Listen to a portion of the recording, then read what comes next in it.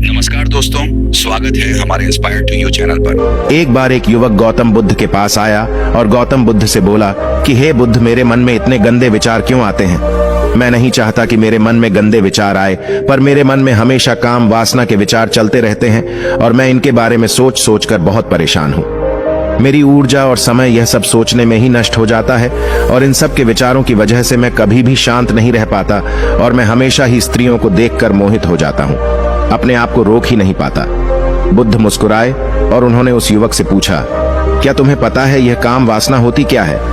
फिर उसने ने उत्तर दिया और कहा, बुद्ध, मैं यह तो नहीं जानता कि काम वासना होती क्या है, पर हाँ, ये जो भी है बहुत बुरी चीज है। फिर बुद्ध ने उस युवक से कहा कि सबसे पहले तो तुम्हें यह समझना है कि प्राकृतिक रूप से जो भी चीज हमारे अंदर है वह बुरी नहीं है। हमारे जीवन में उसकी कुछ ना कुछ जरूरत है। वासना कोई बुरी बात नहीं है। ये तो हमारे मन की एक भावना है जो हमें किसी ना किसी चीज की कमी का एहसास करवाती है और फिर हम उस चीज को पाने के लिए उस चीज की तरफ आकर्षित हो जाते हैं। जैसे अगर तुम्हारे पास धन की कमी है तो तुम में धन पाने की वासना उत्पन्न हो जाएगी। तो वासना कुछ और नहीं, बस एक प्रकार की कमी है जो कि एक प्रकार की जरूरत का एहसास है, और जब यह जरूरत शारीरिक हो तो हम इसे काम वासना का नाम देते हैं। युवक ने गौतम बुद्ध को कहा कि बुद्ध, मुझे काम वासना का मतलब तो समझ में आ गया, पर आप मुझे यह बताइए कि यहाँ आती कहाँ से है और कैसे आती है। गौतम बुद्ध ने कहा कि काम वासना कहीं से आती नहीं है, ये तो हमारे अंदर ही होती है और इसका होना तो जरूरी भी है, तभी तो मानव जाति का विस्तार होगा। युवक ने कहा, जब यह हमारे अंदर ही है और जरूरी भी है तो फिर लोग इसे गलत क्यों बोलते हैं? बुद्ध ने कहा कि यही तो समस्या है। लोगों ने काम वासना को गलत तरीके से सोच लिया है, इसे छुपाने की, दबाने की कोशिश करते हैं। काम वासना गलत नहीं है, बल्कि काम वासना का गलत तरीके से प्रयोग करना गलत बात है। लोग जिससे प्रेम करते हैं बस उसी के लिए जीने लग जाते हैं, उसे पाना ही अपना मार्ग बना लेते हैं और उसी के बारे में हमेशा सोचते रहते हैं, पर यह सब गलत है। बुद्ध ने युवक से कहा, क्या तुम्हें पता है जानवरों में भी काम वासना होती है? युवक ने उत्तर दिया, हाँ बुद्ध, जानवरों में भी काम वासना होती है, क्योंकि जानवर भी तो आखिर अपने वंश को आगे ले जाएंगे। बुद्ध ने कहा, तो फिर हम जानवरों के काम वासना को गलत क्यों नहीं कहते? युवक ने कहा, मुझे नहीं पता महात्मा, आप ही मुझे बताइए। गौतम बुद्ध ने कहा कि जानवर अपनी काम वासना का प्रयोग आनंद प्राप्ति के लिए नहीं करते, वह तो सिर्फ संतान उत्पत्ति करने के लिए काम वासना का उपयोग करते हैं। जानवरों को प्रकृति ने इतनी समझ नहीं दी कि वह काम वासना को अपने सुख का आधार बना सके। मनुष्य अपनी समझ के बलबूते पर प्रकृति में पाई जाने वाली प्रत्येक वस्तु को अपने सुख के लिए प्रयोग करता है। हम इंसानों ने ही काम वासना को अपने सुख का साधन बना लिया है, जबकि प्रकृति ने तो हमें अपने वंश को आगे अग्रसर करने के लिए दिया था, लेकिन इंसानों ने इसे अपने जीवन का परम लक्ष्य बना रखा है और इस तरह से काम वासना का आ जाना गलत है। युवक ने पूछा, महात्मा जी, ये काम वासना हम पर हावी क्यों होती है? क्यों यह हमेशा क्यों आ जाती है? तब गौतम बुद्ध ने कहा कि सुनो, अब जो मैं तुम्हें बताऊंगा उसे तुम ध्यान पूर्वक सुनना। काम वासना का सारा खेल तुम्हें समझ आ जाएगा, तुम्हें तुम्हारे सारे सवालों का जवाब मिल जाएगा, बस तुम्हें ध्यान से सुनकर समझना है। एक बार की बात है, एक आश्रम में गुरु और उनके शिष्य रहा करते थे, जो रोजाना आश्रम के बाहर स्थित गांव में भिक्षा लेने के लिए जाते थे। उस आश्रम का एक शिष्य जिस गांव में भिक्षा लेने जाता था, उस रास्ते में एक नदी मिलती थी। एक दिन उसने देखा कि एक युवक वृक्ष के पीछे छिपा है। वह उस युवक के पास गया और उससे जाकर बोला, भाई, तुम इस वृक्ष के पीछे छिपकर क्या देख रहे हो? युवक ने कहा, अरे तुझे नहीं दिख रहा क्या कि मैं क्या देख रहा हूं? तब शिष्य ने नदी की तरफ देखा तो वहां पर कुछ युवतियां पानी भर रही थीं। तब उसने उस युवक से कहा, अरे भाई, वहां पर तो युवतियां पानी भर रही हैं, इसमें छिपकर देखने वाली क्या बात है? तब वो युवक शिष्य की तरफ देखकर उससे कहता है, अरे पागल, तुम्हें दिखाई नहीं दे रहा क्या कि कैसे यह परियां नदी से पानी निकाल रही है? जरा उनकी अदाओं को तो देखो, उनके कोमल शरीर को देखो, उनकी पतली कमर मटके को उठाते समय बाल खाती है और उनके बाल उनकी कमर पर कैसे लहरा रहे हैं, मानो सुंदरता बिखर रही हो। शिष्य ने फिर नदी की तरफ देखा और इस बार वह इसे देखता ही चला गया।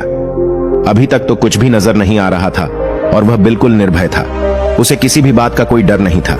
लेकिन अब वो छिपने लगा और उन युवतियों को देखने लगा, और जब वो छिपकर उन युवतियों को देख रहा था तभी वह अचानक अंदर से कांप गया और उसने कहा कि यह मैं क्या कर रहा हूँ? मैं जो कर रहा हूँ वह सही नहीं है, मुझे यहाँ से चले जाना चाहिए। और फिर वह जल्दी से वहां से चला गया।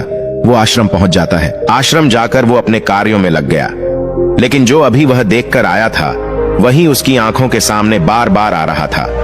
उसके मन में वही दृश्य चल रहा था।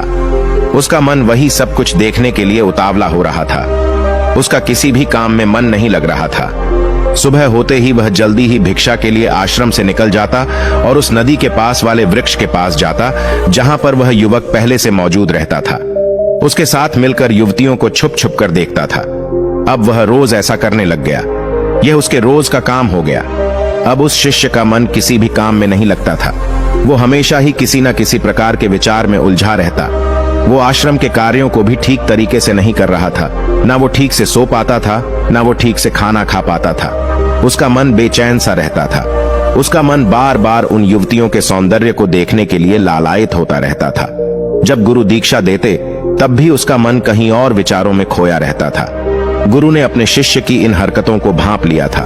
तब एक दिन गुरु ने शिष्य को अपने पास बुलाया और कहा कि आज से मैं भी तुम्हारे साथ भिक्षा मांगने चलूंगा।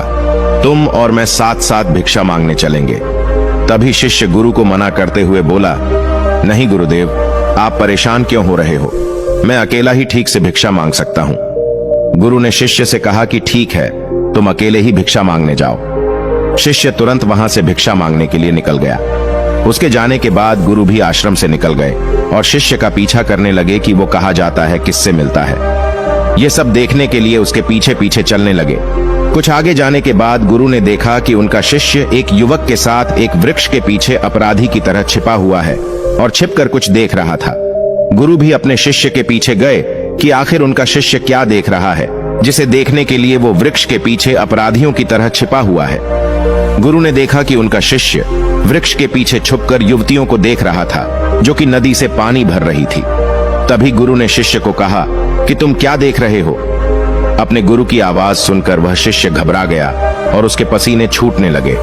वह थर थर कांपने लगा, जैसे किसी चोर को चोरी करते समय रंगे हाथों धर लिया हो। उसकी हालत खराब हो गई। वह कुछ भी नहीं बोल रहा था। उसके मुंह से कुछ टूटे फूटे शब्द ही बाहर निकल रहे थे। वो अपने गुरु से नजर भी नहीं मिला पा रहा था। गुरु ने शिष्य की तरफ देखा और कहा कि मेरा शिष्य तो निर्भय था, उसे तो किसी भी चीज का डर नहीं था, लेकिन यह क्या, तुम तो डर के मारे कांप रहे हो।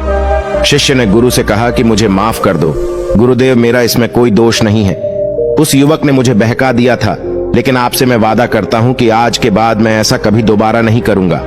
मुझे माफ कर दो। गुरु ने शिष्य से कहा कि कोई बात नहीं, पर इस बात का तुम ध्यान रखना कि हम जैसी संगति करते हैं वैसा ही फल हमें प्राप्त होता है। उसके विचार हमारे अंदर प्रवेश करते हैं, इसीलिए अच्छी संगति करो जिससे तुम्हारे अंदर अच्छे विचारों का प्रवेश हो।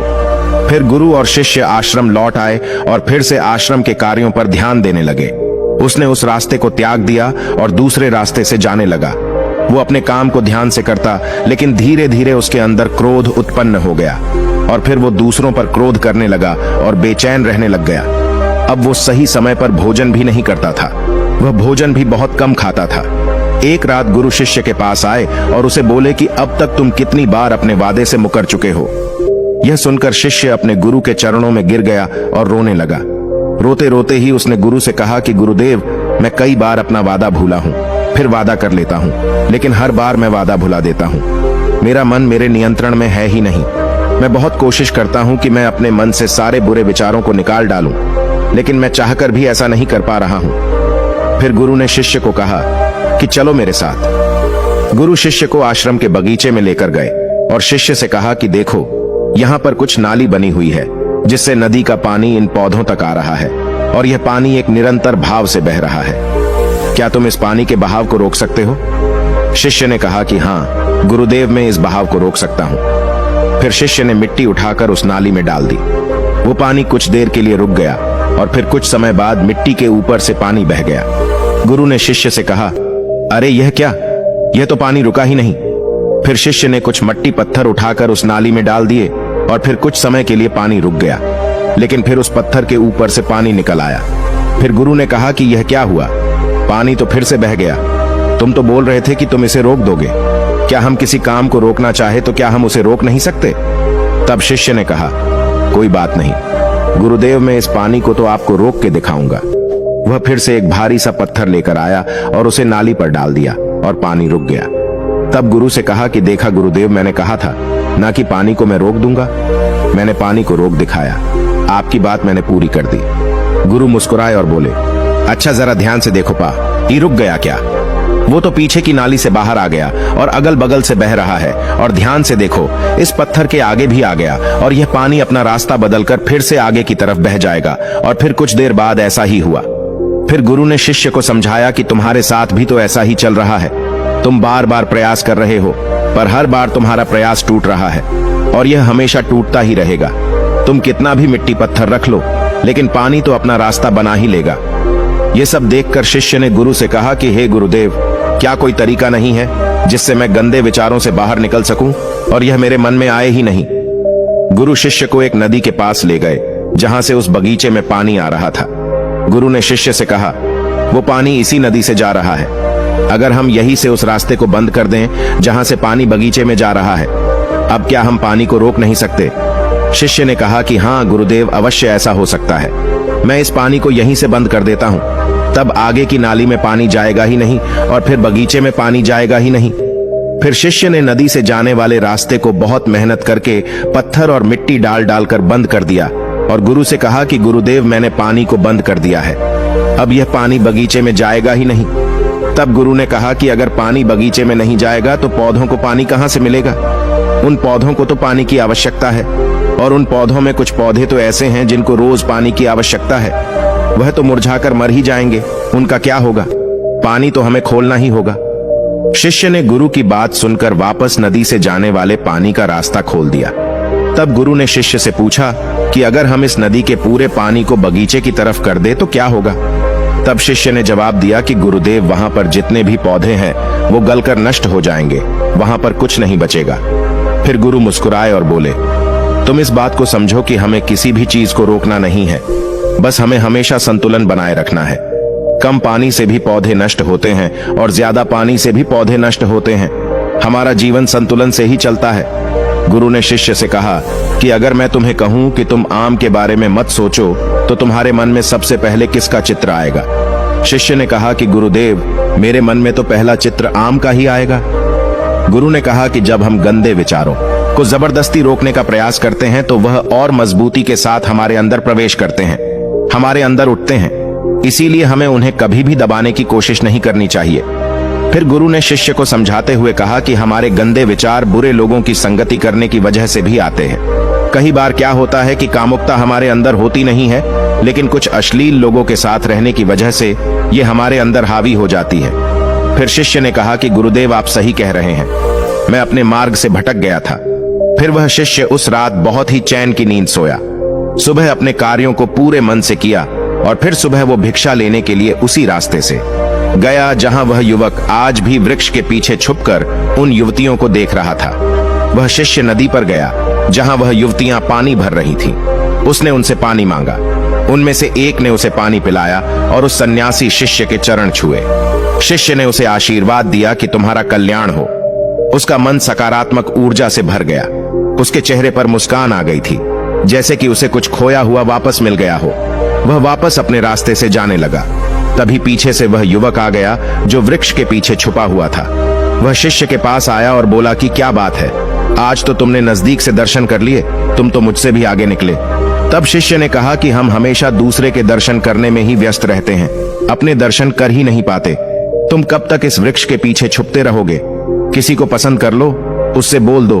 अगर वो भी तुम्हें पसंद करती है तो शादी कर लो और उससे पहले तुम कुछ बन जाओ, अपने आप को पहचान लो। ऐसे अपना समय बर्बाद मत करो। फिर वह युवक रोज उससे मिलने लगा और उस युवक ने नदी पर जाना त्याग दिया और फिर वो युवक अपने जीवन में कुछ बनने के लिए संघर्ष करने लगा। तो तुमने देखा संगति का असर क्या होता है। अपनी संगति बदलो, अपने विचार बदलो। बुद्ध ने युवक से पूछा कि क्या तुम्हें तुम्हारे सारे सवालों का जवाब मिल गया? तब युवक ने कहा कि हाँ महात्मा जी, आपका बहुत बहुत धन्यवाद। तब गौतम बुद्ध ने युवक से कहा कि जब तुम्हारे मन में गंदे विचार आए तब आप अपने आप को दोषी मत मानो, केवल उन विचारों में संतुलन बनाने का प्रयास करो और अपने आप को पहचानो। दोस्तों, आपने आज के इस वीडियो से क्या सीखा? वह मुझे आप कमेंट में बता सकते हैं। तो इस वीडियो को उस इंसान को शेयर करें जिससे यह कहानी सुनने की जरूरत है, और उसी के ठीक बाद चैनल को सब्सक्राइब करें। नमो बुद्धाय।